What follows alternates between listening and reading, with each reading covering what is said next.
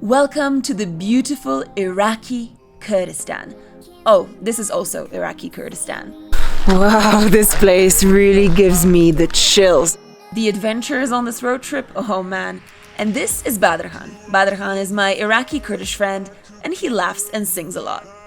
So tell me the truth about Kurdish. Tell me, how am I supposed to live without you? Tell me the truth about Kurdish drivers. The truth? Should I tell you right now or Please. behind the camera? No, tell me right now. In front of the camera.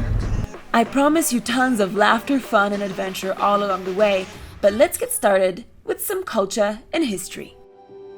We sometimes forget that it's in this very region that Christianity was born and developed in its very first stages. And right now, I am in Mattei, which is one of the oldest Christian monasteries to exist in the entire world. It was actually built in the 4th century. And you know, the amazing thing about this place is that it's located really close to Mosul. Mosul is just over that mountain. And Mosul, as you may know, is the place where a lot of the fighting against ISIS was taking place just a very, very short time ago. And yet, Mattei still stands, survives, and thrives. It felt pretty surreal to enter this 4th century monastery, especially knowing that probably very few people in the West even know that it exists. In fact, the Middle East has some of the world's richest and most diverse religious history. It feels really quite incredible to be in this place that just so recently was almost under fire. And today, just so peaceful, serene, calm among these beautiful Kurdish mountains, you know, as a place like this should be, an oasis of peace, an oasis of history. It's just beautiful. And I'm the only visitor here. There's nobody else. Kurdistan has been pretty successful at pushing ISIS away from its borders, which is how places like this have survived. Amazing. With my culture fix sorted, it was time to hit the road again. Go for it. What would you say to someone who has never been to Kurdistan but who is watching this vlog right now? Guys, don't listen or don't watch mass media. Just come here. It's not just about Kurdistan, it's like about everywhere. Just keep going, like keep discover new places. For yourself, right? Exactly, to find your inner inside. Like sometimes when you travel, you find a lot of abilities that you didn't think that you have it, and you will not get it back at your comfort zone. You'll find it on the way when you see difficulties. Well, we hadn't seen it coming, but we were just about to get a taste of difficulty on our very own road trip. Tonight we're being hosted by someone that we met on Instagram, and we're in a new city, cannot find them. So we're driving around here in the dark. So pray for us. بعكسه برم. لا أنا بعكسه برز هذاك ياخذ بكرة. Okay. زور باشا. What's the situation, Badrhan? He will come. Because he cannot navigate. We waited patiently. Finally, guys, as you see, he just arrived. Wow, our host is here. We're saved. Hello. Hi. Nice to meet you. Hi, nice to meet you. Now we are going to the his place, and let's see how he explained it. Okay, yalla. Seemed like hours upon hours of driving. We have finally arrived in our host's home. This is it. I'm so excited to see what it's like. Yay! We're here. You know that cozy feeling of arriving home after a long journey? Yeah, that's it. Here we go. Cheers. Cheers! Cup of tea after a really long day. Oh, perfect. Apparently I just made my very first cultural faux pas. So, I drank my tea. And then I left it like this. In Badrhan. So they said they will bring you another tea. And we were like, why? So this means if you leave your tea like this means you want another tea. If you don't want another tea, if you're done, you're meant to put it like this. Correct? Yo yo! Alright, shenanigans over. Guys, I just got settled in my own private room and it's just so lovely to, to be welcomed by someone into their home as a guest and shown this amazing hospitality. It's plain and simple, but it'll be just perfect. It's been a really long trip, a really long day. Kurdish hospitality. That's all I need right now. Thank you. Oh my gosh. You won't believe this. I was just given a bowl of this beautiful pomegranate by the mom of the house. How sweet is that? The best thing about Kurdish hospitality that night, though, was just getting a warm bed to sleep in. Well, now I can sleep soundly, that's for sure. Good night, guys.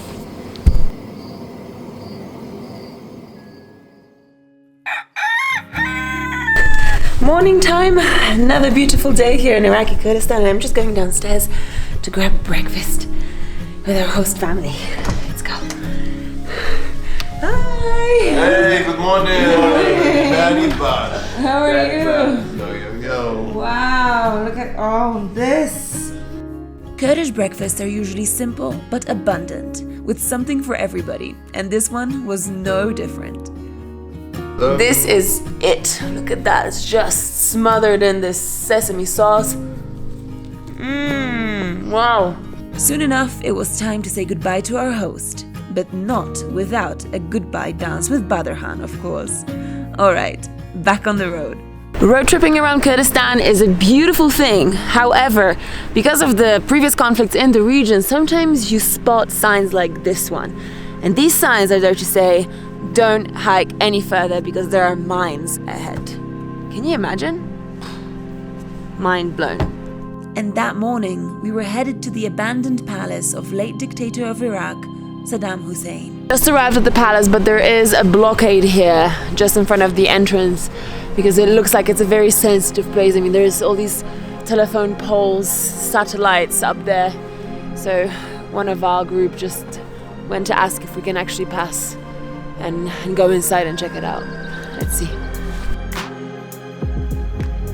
Oh my gosh, I'm so happy we've actually been allowed to come in here. So this is it.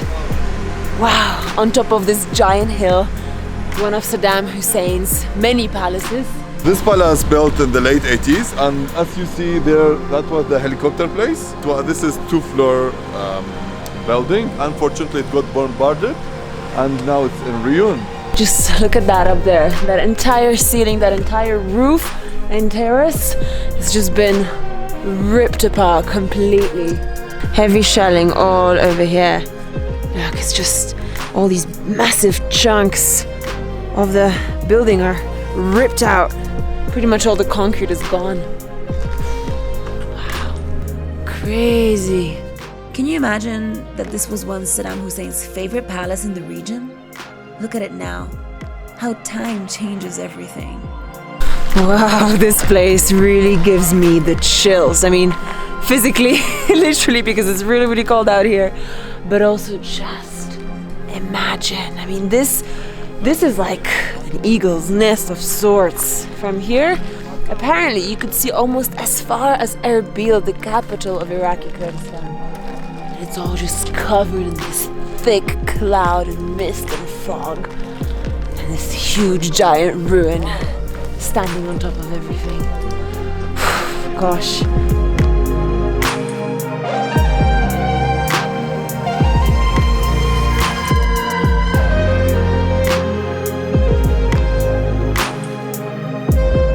This is Saddam Hussein standing in this very spot where Badrhan is currently standing. Wow, look at that. What a contrast. What a few decades it's been. This region has such a long and complex and tragic history, and places like this, the Saddam Palace, are just reminders of how difficult it's been. And yet, we're still here. I guess that's called resilience.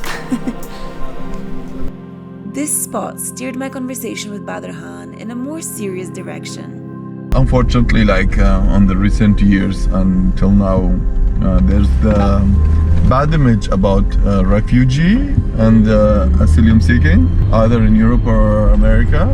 Let me just clarify one thing. As someone from here, from Middle East, believe me, nobody wanna leave his comfort zone. Nobody. When you are life threatened, your kids, like you cannot continue with education, with work, you are losing your life. Maybe it's fine for the adults, but they don't want their children grow up in unstable area. And so next time if you see someone with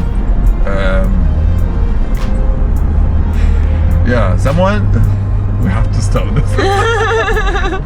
And next time if you see someone with dark skin or with beard or like with Middle Eastern feature, just be nice to them, because we are facing too many obstacles and too many wars.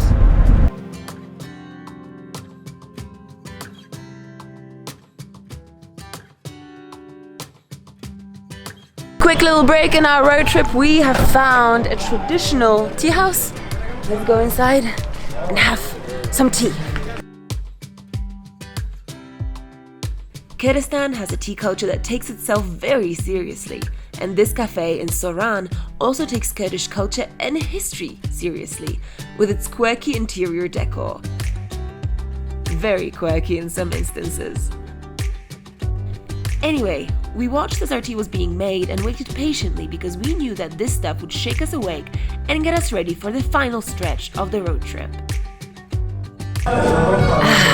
Strong and sweet. Very Kurdish. Eva and I, we didn't plan anything. This is like unplanned road trip, imagine. We just know we are going to the north, and that's it, you know? And this lack of planning brought us to one of the prettiest places in all of Iraqi Kurdistan. Here, a guide took us on a tour of the local mountains so we could enjoy a view over this epic spot. That village over there is called Amadi, and it stands atop this massive rock which just rises out of the earth towards the sky.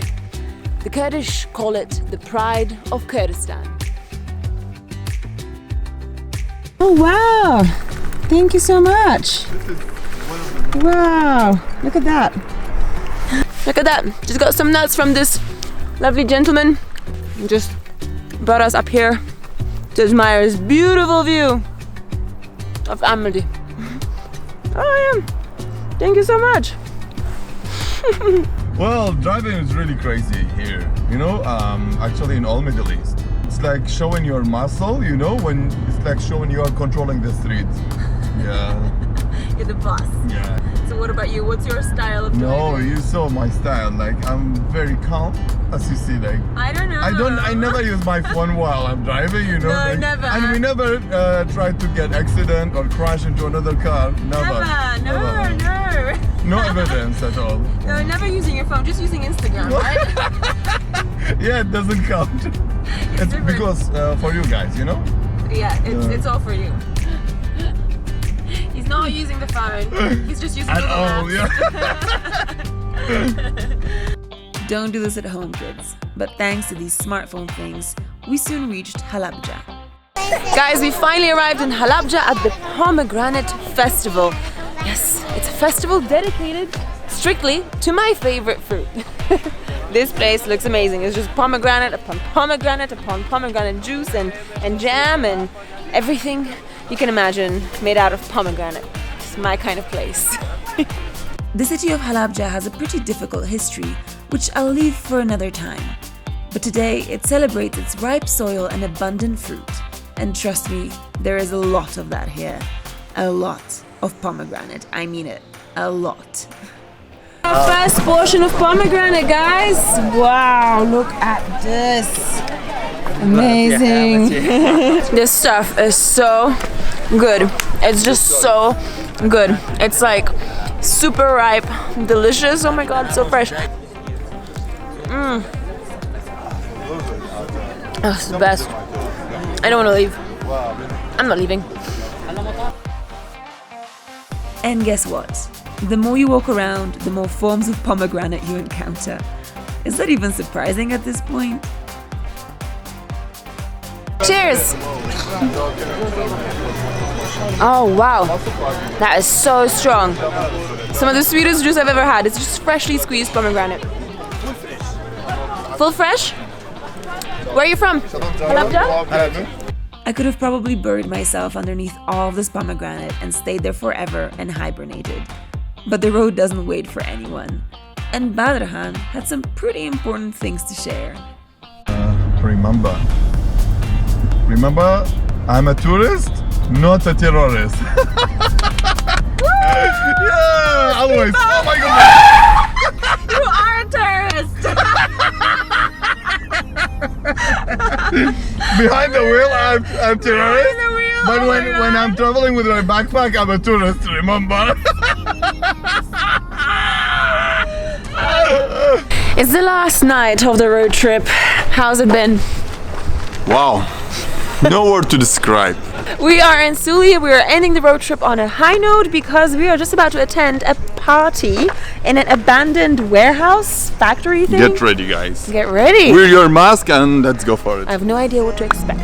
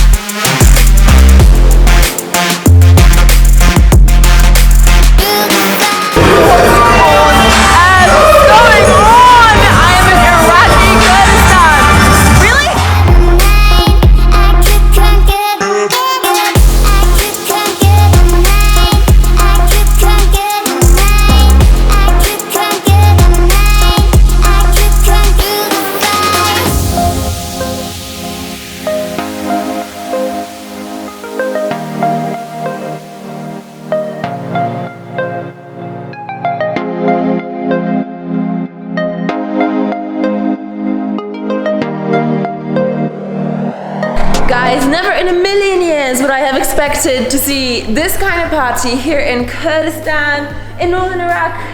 And yet this is how I get to end my amazing road trip vlog. Thank you so much for watching. I hope you enjoyed seeing this side of Kurdistan, and I hope to see you in the next vlog. I could run through the fire, I could conquer the night. If I can make it, if I try to draw the red line.